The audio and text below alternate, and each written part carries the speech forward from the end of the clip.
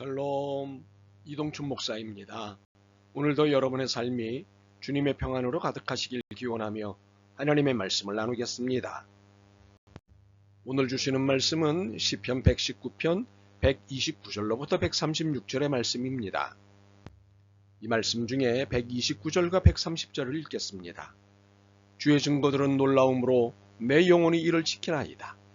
주의 말씀을 열면 빛이 비치어 우둔한 사람들을 깨닫게 하나이다. 아멘. 시편 119편 129절로부터 136절 말씀을 본문으로 우둔함에서 벗어나기 위해 라는 제목으로 말씀을 나누도록 하겠습니다. 우리가 주님의 말씀을 추구하는 삶을 사는 이유는 분명합니다. 선과 악을 구분해야 하기 때문입니다. 말씀이 충만할수록 선과 악을 구분할 수 있는 능력은 커집니다. 그렇다고 도처에 교묘하게 널린 선과 악을 다 구분할 수 있는 것은 아닙니다. 우리가 여전히 죄 가운데 있기 때문입니다. 죄 가운데 있는 이상 우리는 한계 안에 있습니다. 인간의 모든 것, 즉 지혜와 지식, 성품과 기질, 재능과 재주, 도덕성과 선행 등은 한계 안에 있습니다. 그렇게 우리는 우둔합니다. 죄로 인해 어쩔 수 없는 부족한 지혜와 지식, 어리석은 성품과 기질, 어리숙한 재능과 재주, 정리 안 된 도덕성과 선행 등과 같은 것 가운데 사니 말입니다. 시편 기자는 이것을 알게 되었습니다. 133절을 기도하지 않을 수 없었습니다. 어떤 죄악도 나를 주관하지 못하게 하소서. 그런데 우리의 우둔함을 한 군데서 더 발견할 수 있습니다. 매우 조심스러운 분석입니다만 134절입니다. 사람의 박해에서 나를 구원하소서. 그리하시면 내가 주의 법도들을 지키리이다. 시편 119편을 읽으면서 시편 기자의 형편을 알게 된 것이 있습니다. 그가 박해에 처했다는 사실입니다. 이유인즉 말씀을 따라 살고 있었기 때문입니다. 그런데 말씀을 따라 산다고 하는데 우리는 왜 박해를 느끼지 못하는 것일까요? 말씀을 따라 사는 일에 천착할수록 박해나 어려움은 집요해지는데 말입니다. 피해갈 수 없는 사실인데 말입니다. 사실 말씀을 따라 산다는 것은 많은 것을 거절하고 포기하는 것입니다. 그렇게 거절당한 악은 집요하게 회유하고 괴롭힙니다. 그러니 포기의 대가는 어려움입니다.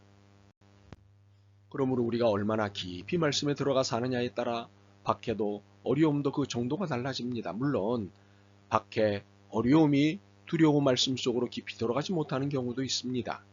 그렇다 해도 다르지 않습니다. 결국 박해나 어려움을 느끼는 정도와 태도가 다르다 해도 이것 자체가 이미 우리에게 우둔함이 존재한다는 사실을 증거하고 있습니다. 참으로 우리는 우둔한 사람들입니다. 선과 악을 구분 못하는 우둔함과 박해 또는 어려움 혹은 수탈을 느끼지 못하는 우둔함이 우리에게 있습니다. 사실 수탈은 선악을 바르게 구분 못해서 당하는 빼앗김입니다. 예컨대 옳지 않은 정치 경제 제도들이 교묘하게 선으로 위장된 것을 모를 경우 우리의 권리와 재산을 뺏기게 됩니다. 더 받을 수도 있고 더 누릴 수도 있는 것을 모르기 때문에 혹은 속았기 때문에 빼앗기는 것입니다. 우둔하면 당합니다. 그렇다면 우리는 이 우둔함을 어떻게 해야 할까요? 알아서 점차 개선되기를 기다릴까요? 아니면 하나님이 알아서 해주시겠지라는 일종의 맡김 선언을 할까요? 아니면 이 지점에서는 기다리거나 맡기는 것이 아닙니다. 이는 신앙이 아니기 때문입니다. 신앙은 신뢰와 책임의 교차적 삶입니다. 신뢰를 하면서도 책임적 행동을 하는 것이고 책임적 행동을 하면서도 신뢰하는 것이 신앙입니다. 이러한 교차적 삶을 주님 앞에 가는 그날까지 줄곧 살아야 합니다. 이것이 영적 나그네인 우리의 신앙적 삶이자 성화 과정입니다. 그러므로 우리는 자신의 우둔을 깨우치는 일에 적극적으로 나서야 합니다. 그것은 129절과 130절이 말씀하시는 바입니다. 주의 증거들은 놀라움으로 내 영혼이 이를 지키나이다. 주의 말씀을 열면 빛이 비치어 우둔한 사람들을 깨닫게 하나이다. 우리의 우둔함, 선과 악을 구분 못하는 우둔함과 박해 또는 어려움 혹은 수탈을 느끼지 못하는 우둔함을 깨우치는 것은 바로 주님의 말씀입니다. 어둠에 갇힌 우둔함이 말씀의 빛을 만나는 순간 깨달음의 세계로 나오게 됩니다. 그리하여 더 바르고 정교하게 선악을 구분하게 되고 수탈의 구체적인 부분까지도 알게 되는 깨우침이 있게 됩니다. 그러나 깨우침이 끝이 되어서는 안 됩니다. 어떤 의미에서 깨우침은 사회적 삶의 시작에 불과합니다. 깨닫고 나서 속히 해야 할 일은 두 가지입니다. 첫째는 자기 경계를 위한 지속적인 말씀 공급입니다. 이유는 깨달음이 끝이 아닐 뿐만 아니라 깨달을수록 우둔함의 정도도 달라지겠으나 지상에서 사는 동안 우리의 한계는 우둔함을 계속 갖게 할 것이기 때문입니다. 그러므로 131절처럼 살아야 합니다. 내가 주의 계명들을 사모함으로 내가 입을 열고 헐떡였나이다. 극심한 갈증에 시달리는 사람처럼 물 공급이 너무도 절실한 사람처럼 말씀을 사모하며 살아야 합니다. 그러나 이러한 행위의 1차적 지향점은 자기 자신입니다. 132절입니다.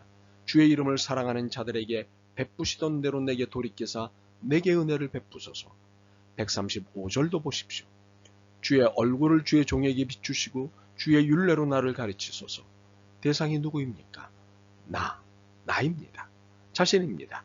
타인이나 이웃이 아닙니다. 누군가를 지적하거나 비판 혹은 방어하기 위한 말씀 공급이 아닙니다. 내가 하나님 앞에 바르게 살기 위해 점검하고 회개하고 깨닫는 자기 경계를 위한 말씀 공급입니다. 둘째로 타자를 향한 긍휼의 행위를 살아내기입니다. 136절을 봅니다. 그들이 주의 법을 지키지 아니하므로 내 눈물이 시냇물같이 흐르나이다. 우리는 이 본문을 시편 기자의 원통함과 분노로 읽을 수 있습니다. 그런데 안타까움과 사랑이 없다면 분노도 없습니다. 이것을 이해할 때 우리는 본문의 이면을 이해할 수 있습니다. 시편 기자는 우리에게 말씀의 깨우침이 자기 자신의 반성을 1차적으로 목적한다고 말합니다. 정직하게 자기 반성을 거친 말씀이라면 이를 이웃을 향해 적용하는 것이 순차라고 말씀합니다. 그러나 이웃을 향한다는 것이 그들을 비판의 대상으로 둔다는 것이 아닙니다. 긍휼의 대상으로 두는 것입니다. 내 눈이 시냇물같이 흐르나이다. 눈물은 긍휼입니다. 분노의 눈물도 섞여있는 긍휼입니다. 그리고 이 긍휼은 애절함입니다. 시냇물같이 흐르나이다는 애절함의 극치입니다. 그리고 이 애절함은 시냇물같이 흘러 분노의 강을 지나 정의의 바다, 공의의 바다로 흘러갑니다. 그리하여 박해 또는 어려움 또는 수탈에 노출된 타자를 구원하는 책임적 행위를 합니다. 134절입니다. 사람의 박해에서 나를 구원하소서.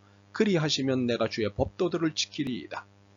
이것은 편협한 신앙 고백이 아니라 나를 구원하셨다면 내 이웃도 구원해 주신다는 이타적 신앙 고백입니다. 더불어 나의 사회적 행위로, 나의 책임적 행위로 신앙 고백을 완성시키시는 것입니다. 사회 구원의 행위입니다. 우리가 살고 있는 이 땅은 하나님의 주권이 시행되는 곳입니다. 그러나 악이 주인 행세를 하는 세상입니다. 악은 참으로 다양한 모습으로 천사 흉내를 냅니다. 그 교묘함이 나날이 더해가고 있습니다. 현재의 많은 법과 제도 다수가 박해 또는 어려움 또는 수탈의 법과 제도임에도 그렇지 않은 시혜인 것처럼 착각하게 만듭니다.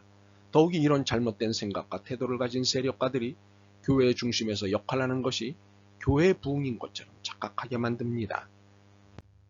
과연 우리가 이 모든 것을 낱낱이 깨닫지 않고 신앙생활을 제대로 할 수 있을까요? 과연 이것들의 박해나 수탈당하는 것을 순교로 연결하는 것이 신앙일까요? 과연 이 부정의한 것들을 하나님께 맡기기만 하는 것이 신앙일까요? 아닙니다. 이러한 태도는 결코 신앙이 아닙니다. 신앙은 책임적 존재로 행위하는 데서 완성됩니다. 바라기는 우리 모든 신앙인들이 이 사실을 깨닫고 타자를 위한 책임적 존재로 살았으면 좋겠습니다. 아멘. 주님, 저희들이 이렇게도 이기적인 줄 몰랐습니다. 착취와 수탈을 악인 줄 알면서도 주님께만 맡기고 박해당하는 이들을 위해 주님께 기도만 했던 저희들은 이기적인 사람이었습니다. 용서하옵소서. 책임적 행동가로 살겠습니다. 힘과 지혜와 믿음 그리고 용기를 주옵소서. 예수 그리스도의 이름으로 기도드립니다. 아멘. 오늘도 여러분의 믿음과 삶을 응원합니다. 사랑합니다.